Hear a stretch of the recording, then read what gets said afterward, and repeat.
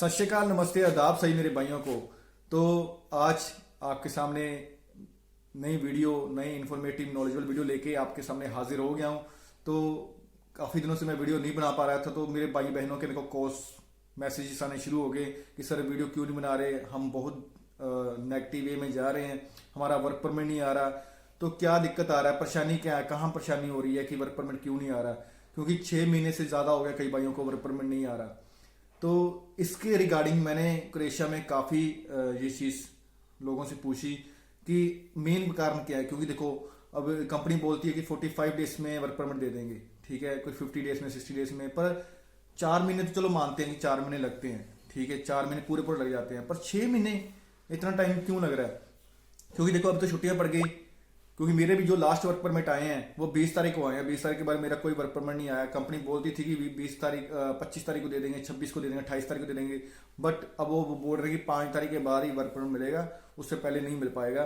तो मेनली क्या कारण है, ठीक है, चलो एक तो छुट्टियां पड़ गई, वो तो कारण मैंने आपको बता दिया, पर दूसरा मेन मेजर कारण क्या है, जिन जिन मैंने अभी किसी लोकल से पूछा नहीं है, किसी हमारे इंडियन से पूछा नहीं है, मैंने जो क्रोएशिया का रहने वाला है, नेशनैलिटी है क्रोएशिया की, जो वहां पे जिसने पूरी जिंदगी बिताई है, जिसकी वहां पे कंपनी है, ठीक है, मैंने उनसे पूछा है।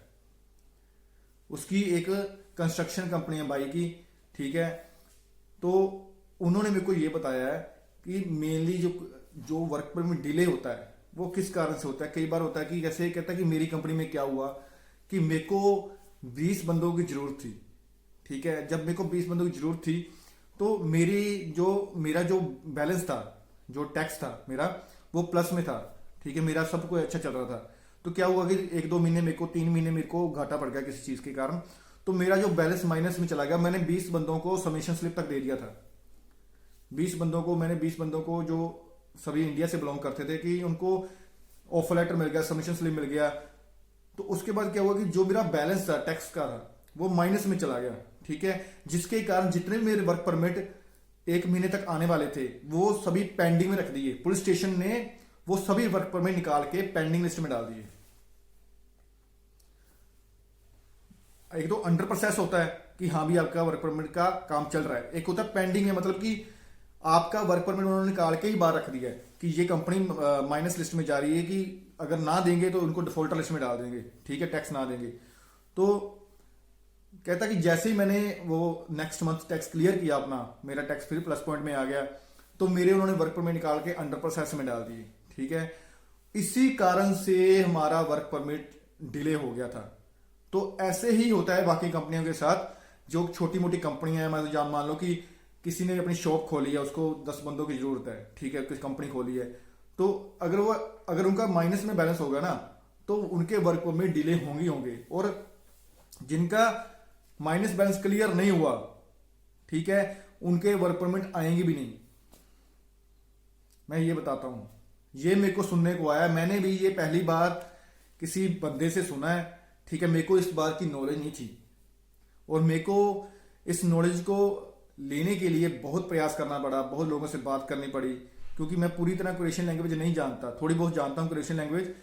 तो ट्रांसलेट करके उनसे बात की, उनका टाइम लिया, पर उनसे मैंने बात ये क्लियर की आपके लिए, आप सभी भाइयों के लिए। तो इसी कारण से आपके वर्क परमिट डिले हो रहे हैं, ठीक है। और ऐसा नहीं है कि आपका वर्क परमिट नहीं आएगा, वर्क परमिट आएगा।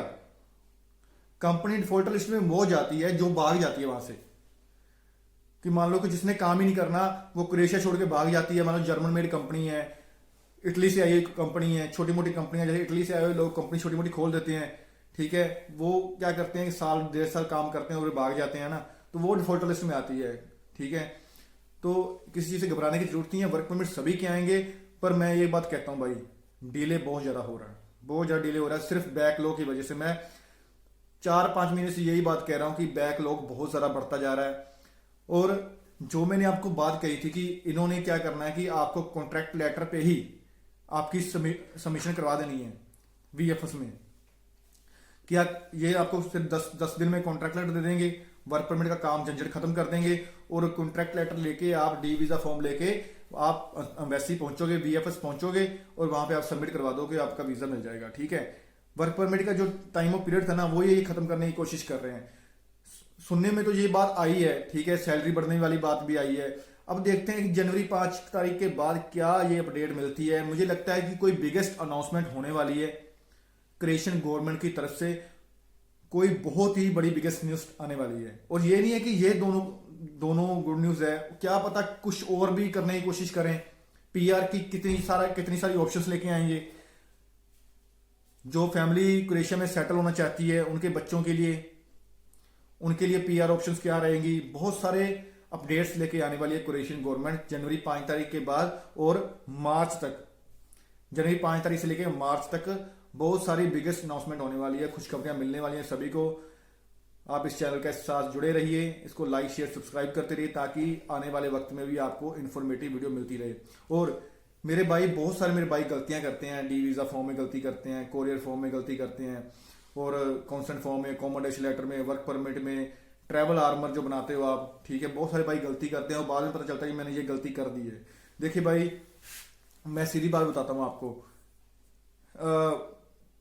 चलो बायोमेट्रिक तो आपको चाहिए, ठीक है, वर्क परमिट भी आ गया आपका, अकोमोडेशन लेटर भी आ गई, कॉन्ट्रैक्ट लेटर आपके पास है, 4 फोटोस भी आपके पास है, ठीक है।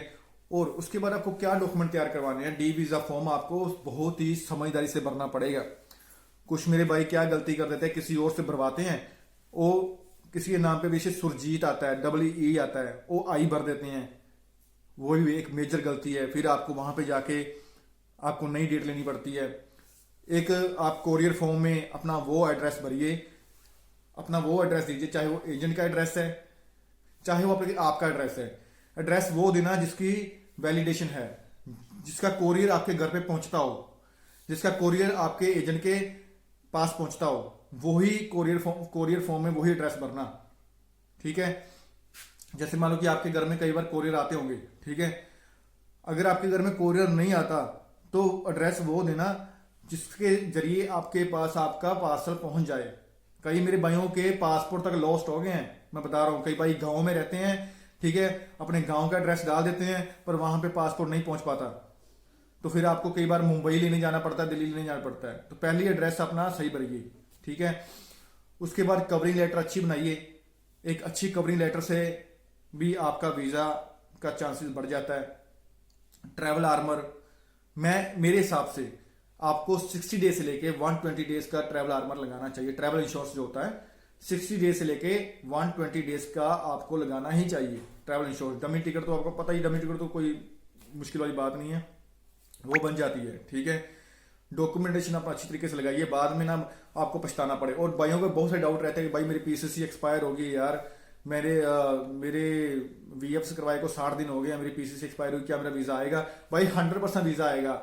सिर्फ पीसीसी तब चाहिए होती है जब आपको अपने वीएफएस में डॉक्यूमेंट सबमिट करवाने हैं, उसके बाद कोई भी पीसीसी को पूछता नहीं है, ठीक है। हाँ, जब वीजा आ जाता है तो जो आपकी पीसीसी ओरिजिनल होती है वो आपको साथ में लेके जानी पड़ती है क्रोएशिया में, क्योंकि वहां पे जरूरत पड़ती है, ठीक है।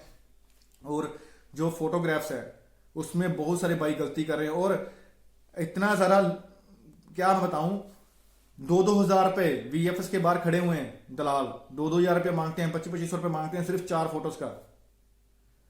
पहले ही आप ये गलती मत करो।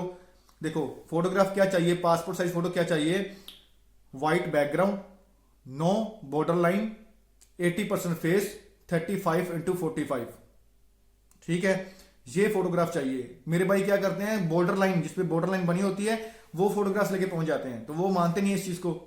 और जो भी मेरा भाई जा रहा है कैश पेमेंट लेके जाए, कोई भी कार्ड नहीं चलता, कोई गूगल पे नहीं चलता, कोई पेटीएम नहीं चलता वहां पे, card payment sorry cash payment चलता वहां पे, सिर्फ कैश ही मांगते हैं। और 20,000 के तकरीबन अपना कैश लेके जाए, चाहे अंदर 12,000 लगे 14,000 लगे, 20,000 कैश आपको लेके ही जाना पड़ेगा अंदर। तो ये चीजें आपको बता रहा हूं, तो अगर इस चीज को अमल करोगे तो कल को कोई आपके मन में डाउट नहीं रह जाएगा। और वीजा का सक्सेस रेट बहुत अच्छा चल रहा है, वीजा रिजेक्शन थोड़े बहुत आ रहे हैं बट वीजा सक्सेस रेट बहुत ही अच्छा चल रहा है, बहुत ही ज्यादा अच्छा चल रहा है। अगर मेरे से कोई बात छूट गई हो, कोई रह गई हो, तो आप मेरे को कमेंट के जरिए व्हाट्सएप पे पूछ सकते हो, तो मैं आपके सारे डाउट क्लियर कर दूं। कई बार मैं फोन नहीं उठा पाता, उसके लिए मैं क्षमा चाहता हूं, बट मैं आपको बैक कॉल जरूर करता हूं। जो भी मेरे को 5 भाई फोन करता है बैक कॉल जरूर करता हूं। तो इस चैनल के साथ जुड़े रहिए, लाइक शेयर सब्सक्राइब करते रहिए, अच्छे अच्छे कमेंट करते रहिए, ताकि आपके सामने और भी वीडियोस लेके आता रहूँ। Thank you.